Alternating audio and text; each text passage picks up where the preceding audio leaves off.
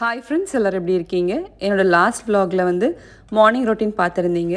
இந்த vlogல வந்து நான் ஆஃப்டர்நூன் லஞ்சுக்கு என்ன ப்ரிப்பேர் பண்ணேன்னு பார்த்துடலாம். இன்னைக்கு இந்த வீடியோல ஒரு சூப்பரான குழம்பு ரெசிபி இருக்கு.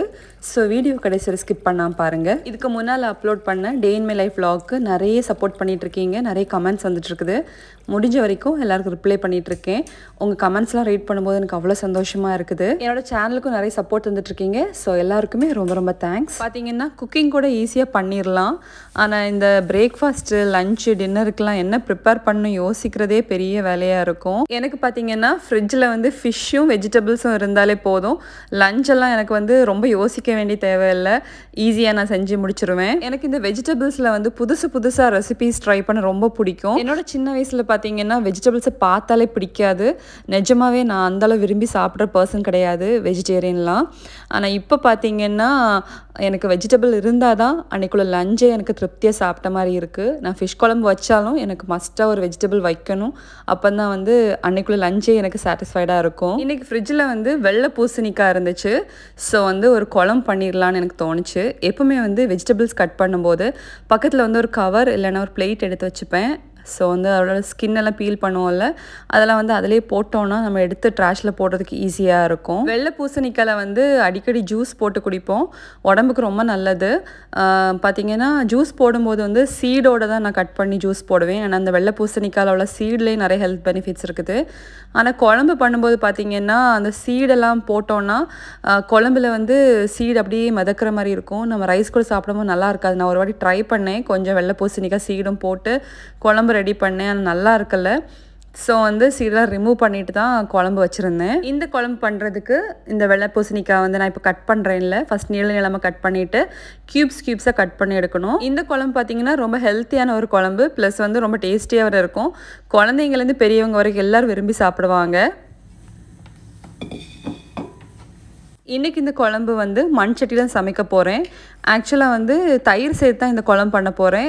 அதனால் வந்து மண் சட்டியில் சமைச்சிங்கன்னா இன்னும் நல்லாயிருக்கும். நறுக்கி வச்ச வெள்ளை பூசணிக்காய் வந்து ஒரு மண் சட்டியில் மாற்றியாச்சு.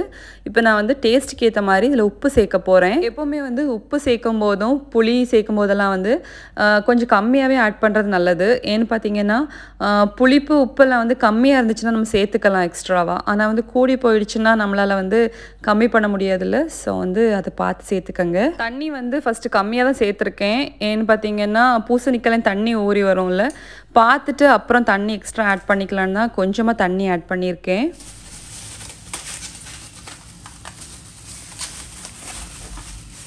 வெள்ளை பூசணிக்காய் ஒரு பக்கம் வேகட்டும். இப்போ வந்து பொரியல் தான் பண்ண போகிறேன். ஃப்ரிட்ஜில் வந்து பொடலங்காய் இருந்துச்சு. ஸோ வந்து அதிலே ஒரு பொரியல் பண்ணிடலான்னு பிளான் பண்ணிக்கிட்டேன். எப்போவுமே வந்து பொடலங்காயில் வந்து பருப்பு போட்டு வேக வச்சு அந்த மாதிரி தான் பண்ணுவேன். இன்றைக்கி வந்து பொரியல் மாதிரி பண்ணல. ஏன்னா ஒரு குழம்பு இருக்குல்ல, இந்த குழம்புக்கு வந்து பருப்பு போட்டு பொடலங்காய் வந்து வேக வச்சு பண்ணால் நல்லா இருக்காது. ஸோ வந்து தேங்காய்லாம் ஆட் பண்ணி ஒரு பொரியல் மாதிரி பண்ணிடலான்னு பிளான் பண்ணிக்கிட்டேன். ஃபிஷ்ஷை வந்து எடுத்து வச்சுருக்கேன் ஃப்ரிட்ஜிலேருந்து. ஸோ அதையும் மேரினேட் பண்ணி ஃப்ரை பண்ணிட்டோன்னா இன்னைக்கு லஞ்ச் வந்து பர்ஃபெக்டாக இருக்கும். இங்கே பாருங்கள், இந்த மாதிரி வந்து ஒரு கவர்லேயோ பிளேட்லேயோ நம்ம வந்து வெஜிடபிளை வந்து க்ளீன் பண்ணோன்னா அந்த இடத்த க்ளீன் பண்ணுறது கொஞ்சம் ஈஸியாக இருக்கும். இல்லைனா கவுண்டர் டாப்பில் தான் நம்ம வந்து தோலெல்லாம் சீவி போடுவோம். இனி அந்த இடத்த க்ளீன் பண்ணுறதுக்கே கொஞ்சம் நேரம் ஆகும். பாருங்கள் எவ்வளோ சிம்பிளாக முடிஞ்சிடுச்சு. இன்றைக்கி இந்த பொடலங்காய் பொரியலோட ரெசிபி வந்து ஷேர் பண்ணல. உங்களுக்கு இதோட ரெசிபி வேணால் சொல்லுங்கள், இன்னொரு வீடியோவில் நான் ஷேர் பண்ணுறேன். இந்த குழம்பு வந்து நான் குக்கரில் ரெடி பண்ணியிருக்கேன். வெள்ளை பூசணிக்காய் வந்து குக்கரில் வேக வைக்கும்போது கொஞ்சமாக தண்ணி சேர்த்தா போதும். தண்ணி அதுலேருந்து ஊறி வர மாதிரி இருக்கும். இன்றைக்கி மண் சட்டியில் சமைச்சதுனால தண்ணி கொஞ்சம் வற்றி போயிட்டு தான் இருந்தது. ஸோ வந்து எக்ஸ்ட்ரா நான் தண்ணி ஆட் பண்ணியிருந்தேன். ஃபிஷ் வந்து ஃப்ரீசர்லேருந்து வெளியே எடுத்து வச்சுருந்தேன். ஐஸ் எல்லாம் போயாச்சு. இப்போ வந்து அது ஃப்ரை பண்ணுறதுக்குள்ளே மேரினேஷன் தான் ரெடி பண்ண போகிறேன். சில பேர் பார்த்திங்கன்னா ஃபிஷ் ஃப்ரை பண்ணுறதுக்கு நிறைய இன்க்ரீடியன்ஸ் சேர்த்து நான் பார்த்துருக்கேன். ஆனால் வந்து நீங்கள் சிம்பிளான இன்க்ரீடியன்ஸ் சேர்த்தாலே போதும். ஃபிஷ் ஃப்ரை வந்து ரொம்ப நல்லா தான் இருக்கும். நான் பார்த்திங்கன்னா உப்பு சேர்த்துட்டு மிளகாய்த்தூள், மல்லித்தூள், கரம் மசாலா, மஞ்சள் தூள் இவ்வளோ தான் சேர்ப்பேன். மல்லித்தூள் ரொம்ப கம்மியாக தான் சேர்ப்பேன். கரம் மசாலாவும் கொஞ்சம் தான் சேர்ப்பேன். ஆனால் மிளகாய்த்தூள் கொஞ்சம் ஜாஸ்தி சேர்ப்பேன். ஃபிஷ் ஃப்ரை பார்த்திங்கன்னா எக்ஸ்ட்ராடனரியாக தான் இருக்கும். ஃபிஷ் ஃப்ரை பார்த்திங்கன்னா அதில் சேர்க்கக்கூடிய இன்க்ரீடியன்ஸ் எவ்வளோ இம்பார்ட்டண்ட்டோ அதே மாதிரி மீன் வந்து ஃப்ரெஷ்ஷாக இருக்கணும். மீன் ஃப்ரெஷ்ஷாக இருந்தாலே போதும், அந்த ஃபிஷ் ஃப்ரை வந்து சூப்பராக தான் இருக்கும்.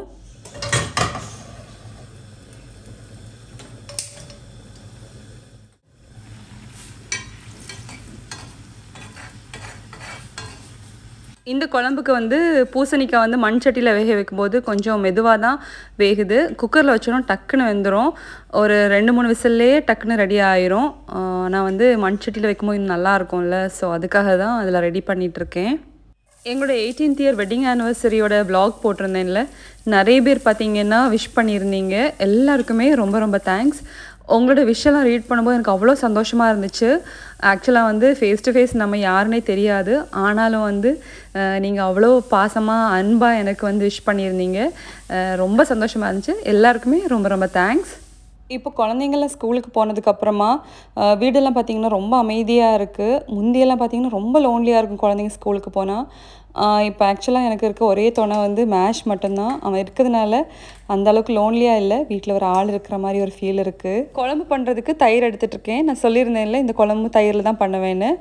ஸோ வந்து குழம்பு நம்ம எவ்வளோ குவான்டிட்டி வேணுமோ அதுக்கேற்ற மாதிரி தயிர் எடுத்துக்கலாம். எடுத்துகிட்டு டேஸ்ட்டுக்கு ஏற்ற மாதிரி உப்பு ஆட் பண்ணுறேன். குழம்பு நமக்கு எவ்வளோ திக்னஸ் வேணுமோ அதுக்கேற்ற மாதிரி தண்ணி ஆட் பண்ணிடலாம். சில பேருக்கு வந்து கொஞ்சம் லிக்விடாக இருந்தால் பிடிக்கும், சில பேருக்கு திக்காக இருந்தால் பிடிக்கும். அதுக்கேற்ற மாதிரி தண்ணி சேர்த்துக்கோங்க. வெள்ளை பூசணிக்காய் நல்லா வெந்துடுச்சு. இப்போ இதில் வந்து தயிர், தண்ணி, உப்பு சேர்த்துருந்தோம்ல, எல்லாத்தையும் நல்லா மிக்ஸ் பண்ணிவிட்டு இந்த வெள்ளை பூசணிக்காய் கூட சேர்த்து நல்லா கலக்கி விட்டுறலாம். பார்த்திங்கன்னா இந்த மாதிரி பண்ணும்போது ஸ்டவ் ஆஃபில் இருக்கணும். பூசணிக்காய் வெந்தோடனே ஸ்டவ் ஆஃப் பண்ணிடுங்க. மண் சட்டி ஆல்ரெடி சூடாக தான் இருக்கும். இதில் தயிரை சேர்க்கும் போது கரெக்டாக இருக்கும். இப்போ இந்த குழம்பு தாளிச்சிடலாம். இந்த குழம்பு தாளிக்கிறதுல தான் மெயின் இன்க்ரீடியன்ஸே இருக்குது. ஃபஸ்ட்டு வந்து நல்லெண்ணெய் சேர்த்து, நல்லெண்ணெய் சூடானதுமே கடுகு சேர்த்துருக்கேன். கடுகு வந்து போட்டு ஸ்டார்ட் பண்ணதுமே இதில் வந்து கொஞ்சமாக வெந்தயம், ஜீரகம் ரெண்டுமே சேர்த்துட்டு காயப்பொடி சேர்க்கணும். இது கூடவே வந்து நறுக்கி வச்ச இஞ்சி, பச்சை மிளகு, கருவேப்பிலை எல்லாமே கொஞ்சம் கொஞ்சம் எடுத்திருக்கேன். அதையும் இதுக்கு கூட சேர்த்துடலாம். எல்லாமே கொஞ்சம் ஃப்ரை ஆனதுமே 1/2 டீஸ்பூன் மஞ்சள் தூள், 1/2 டீஸ்பூன் மிளகாய் தூள் சேர்த்து அந்த குழம்பு கூட சேர்த்து நல்லா மிக்ஸ் பண்ணி விட்டுடலாம். மணக்க மணக்க எம்மியான குழம்பு ரெடி ஆயிரும். ஆக்சுவலாக இதை வந்து ஒயிட் பம்கின் குழம்புன்னு சொல்லலாம், மோர் குழம்புன்னு சொல்லலாம், எப்படி வேணால் சொல்லிக்கலாம். ஆனால் ரொம்ப டேஸ்டியாக இருக்கும்.